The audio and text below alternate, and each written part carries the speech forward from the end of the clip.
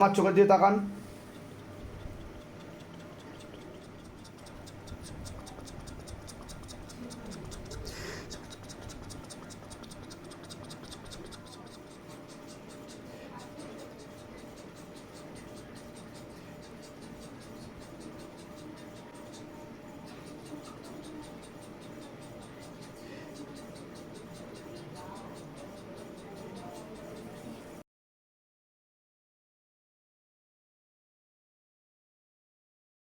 এটা প্রয়োগ।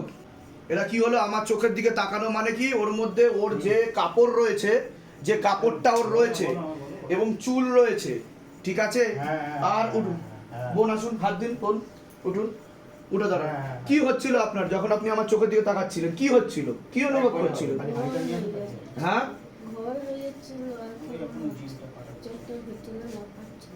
ঠিক আছে, ভালো করে বোঝেন, আমার দিকে তাকান একটুখানি, আপনাকে বলছি।